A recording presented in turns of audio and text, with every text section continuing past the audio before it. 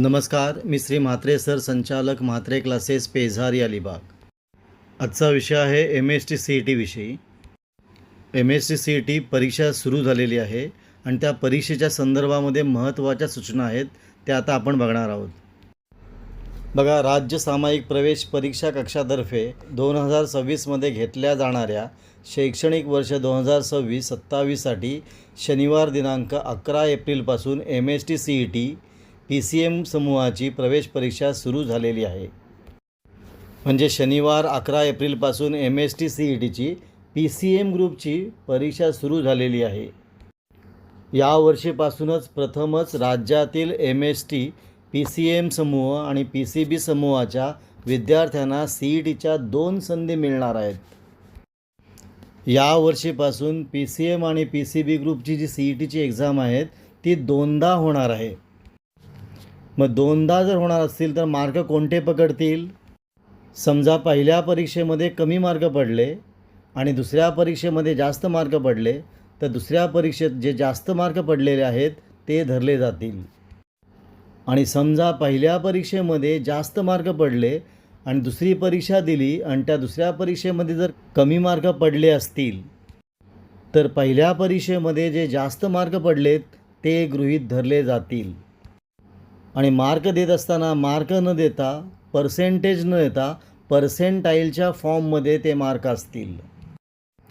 पुन्हा बघा, या परीक्षेमध्ये जे मार्क आहेत ते पर्सेंटाईलच्या रूपामध्ये असतील. आता ही जी परीक्षा आहे MST-CETची, त्यासाठी महत्त्वाच्या सूचना काय काय आहेत त्या आपल्याला बघायच्या आहेत. पहिली सूचना काय आहे बघा, सर्व विद्यार्थ्यांना सूचित करण्यात येते तुमच्या प्रवेशपत्रावर परीक्षा केंद्रावर पोहोचण्याची वेळ नमूद आहे आणि नमूद केलेल्या वेळेतच परीक्षा केंद्रावर पोहोचणं अत्यंत महत्त्वाचं आहे. परीक्षाकरिता गेट बंद होण्याच्या वेळेनंतर विद्यार्थ्याला परीक्षा केंद्रामध्ये कोणत्याही परिस्थितीमध्ये प्रवेश दिला जाणार नाही याची नोंद घ्यावी. म्हणजे प्रत्येक विद्यार्थ्याच्या ॲडमिट कार्डवर त्या परीक्षा केंद्रावर जायची वेळ नमूद केलेली आहे, ती वेळ दिलेली आहे आणि त्या वेळेतच त्या केंद्रावर आपल्याला पोचणं महत्त्वाचं आहे. कारण एकदा परीक्षेकरिता गेट बंद केल्यानंतर कोणत्याही विद्यार्थ्याला ती परीक्षा देता येणार नाही किंवा तिथे त्याला प्रवेश दिला जाणार नाही. आणि म्हणून विद्यार्थ्यांनी बेफिकीर राहू नये. आपली जी वेळ आहे त्या वेळेच्या अगोदरच आपण त्या ठिकाणी पोचलं पाहिजे. आणि म्हणून घरातून निघताना बरोबर वेळे अगोदर निघायचं आहे. कारण काही विद्यार्थ्यांना सवय असते की कट टू कट जाण्याची सवय असते, पण तो कधीतरी त्रासदायक ठरतो. आणि घाईघाईने गेल्यामुळं कधीकधी आपल्याला केलेला अभ्याससुद्धा आठवत नाही आणि म्हणून आपण वेळेच्या अगोदर त्या ठिकाणी पोचणं गरजेचं आहे. आता दुसरी महत्त्वाची सूचना, तुमचे प्रिंट केलेले प्रवेशपत्र ज्यावर दिलेल्या ठिकाणी तुमचा फोटो चिकटवला असेल त्यावर तुमची स्वाक्षरी असावी. म्हणजे जो आपला ॲडमिट कार्ड आहे त्या ॲडमिट कार्डवर जिथे आपला फोटो आहे त्या फोटोवर आपली सही असली पाहिजे. पुढे प्रवेशपत्रावर दिलेल्या यादीमधील एक मूळ आणि वैध ओळखपत्रक सोबत असावे. ओळखपत्रा किंवा सत्यप्रतीवर प्रवेश दिला जाणार नाही. म्हणजे परीक्षेला जाताना आपल्याबरोबर एक ओळखपत्र असलं पाहिजे. त्याची झेरॉक्स किंवा त्याची ट्रू कॉपी म्हणजे सत्यप्रत याच्यावर प्रवेश दिला जाणार नाही. पुन्हा बघा, जे आपल्याला ॲडमिट कार्ड दिलेलं आहे त्या ॲडमिट कार्डवर आपला फोटो चिकटवलेला असला पाहिजे आणि त्या फोटोवर आपली सही असली पाहिजे आणि ह्याच्याबरोबर आपल्याबरोबर एक ओरिजिनल ओळखपत्र असलं पाहिजे. त्याची झेरॉक्स कॉपी किंवा सत्यप्रत चालणार नाही. पुढची सूचना, ज्या विद्यार्थ्यांना लेखनिक किंवा अतिरिक्त वेळेची गरज आहे त्यांनी अपंगत्व प्रमाणपत्रक, कार्ड म्हणजे मूळ प्रमाणपत्रक पडताळणीसाठी सोबत ठेवावे. म्हणजे एखाद्याला जर लेखनिक हवा असेल किंवा अतिरिक्त वेळेची गरज असेल तर त्याच्याकडे ते अपंगत्व प्रमाणपत्रक असलं पाहिजे. पुढे, आपल्या परीक्षेची भाषा जर मराठी आणि उर्दू असल्यास अशा परीक्षेतील प्रश्नासंदर्भात काही विसंगती असल्यास प्रश्नपत्रिकेची इंग्रजी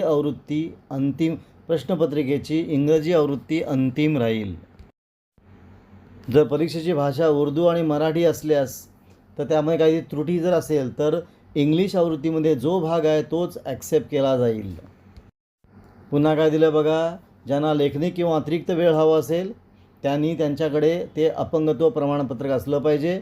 आणि जर मराठी आणि उर्दू भाषेमध्ये जर पेपर असेल आणि त्याच्यामध्ये जर विसंगती असेल तर इंग्रजी भाषेमध्ये जो भाग आहे तो ॲक्सेप्ट केला जाईल.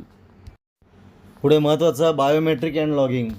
परीक्षा केंद्रावर आल्यानंतर तुमच्या बोटांचे ठसे आणि फोटो घेऊनच तुमची ओळख पडताळली जाईल. म्हणजे एक्झाम सेंटरवर गेल्यावर आपल्या बोटांचे ठसे घेतले जातील, फोटो घेऊनच आपली ओळख केली जाईल. पुढे परीक्षेचे स्वरूप.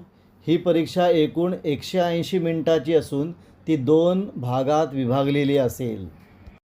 म्हणजे परीक्षेचा वेळ किती आहे? 180 मिनिट म्हणजे 3 तास आहेत आणि ती 3 तासामध्ये 2 भागात ती विभागली असेल. पहिली 90 मिनटं ही भौतिकशास्त्र आणि रसायनशास्त्र विषयांसाठी असतील. म्हणजे पहिली 90 मिनटं फिजिक्स आणि केमिस्ट्रीसाठी असतील आणि ठीक 90 मिनटं पूर्ण झाल्यावर तो विभाग आपोआप सबमिट होईल. आणि नंतरची पुढील 90 मिनटं ही गणित विषयासाठी असतील. पुन्हा बघा परीक्षेचं स्वरूप कसं आहे. परीक्षा 180 मिनटाची म्हणजे 3 तासाची आहे आणि या 3 तासामध्ये दोन भागात ती विभागलेली असेल. एक पहिले 90 मिनटं, दुसरे 90 मिनटं. पहिल्या 90 मिनटामध्ये फिजिक्स आणि केमिस्ट्री हे विषय असतील आणि पहिली 90 मिनटं जेव्हा होतील तेव्हा आपोआप हा विभाग सबमिट होईल. आणि पहिली 90 मिनटं संपल्यानंतर पुढची 90 मिनटं ही गणित विषयासाठी असतील. असं आहे परीक्षेचं करणारा स्वरूप. आणि अशी ही परीक्षा 2दा होणार आहे आणि 2दा आपल्याला ते मार्क मिळणार आहेत. मग याच्यातले कोणते मार्क पडतील? तर ज्या परीक्षेमध्ये जास्त मार्क पडलेले आहेत तेच मार्क गृहीत धरले जातील. म्हणजे समजा पहिल्या परीक्षेमध्ये जास्त मार्क पडले तर पहिल्या परीक्षेचे मार्क धरतील. समजा दुसऱ्या परीक्षेमध्ये मार्क जास्त पडले तर दुसऱ्या परीक्षेचे मार्क धरतील. आणि पुन्हा बघा हे यात मार्क मिळणार नाही, याच्यामध्ये पर्सेंटेज मिळणार नाही, त्याच्यामध्ये पर्सेंटाईल मिळणार आहेत. पर्सेंटेज आणि पर्सेंटाईलमध्ये भरपूर फरक आहे. पर्सेंटेज म्हणजे 200 पैकी जर 180 मार्क पडले तर 90% होतात. पण पर्सेंटाईल 90 होत नाही. तर पर्सेंटाईल कसे ठरणार आहे? तर त्या परीक्षेला किती विद्यार्थी बसलेले आहेत आणि त्या विद्यार्थ्यांपैकी किती विद्यार्थ्यांचे मार्क माझ्यापेक्षा जास्त आहेत आणि किती विद्यार्थ्यांचे मार्क माझ्यापेक्षा कमी आहेत त्याच्यावरनं हे पर्सेंटाईल ठरणार आहे. अशा आहेत परीक्षेसाठी महत्त्वाच्या सूचना. या सूचना नीट पाळता आल्या पाहिजे. आपण इथं थांबूया. तुम्हाला हा व्हिडिओ कसा वाटला? चांगला वाटला असेल, आवडला असेल तर शेअर करा, सबस्क्राईब करा आणि काही डाऊट असेल तर कमेंट करा. आपण इथं थांबू. पुन्हा आपण भेटू असाच एक नवीन व्हिडिओ घेऊन.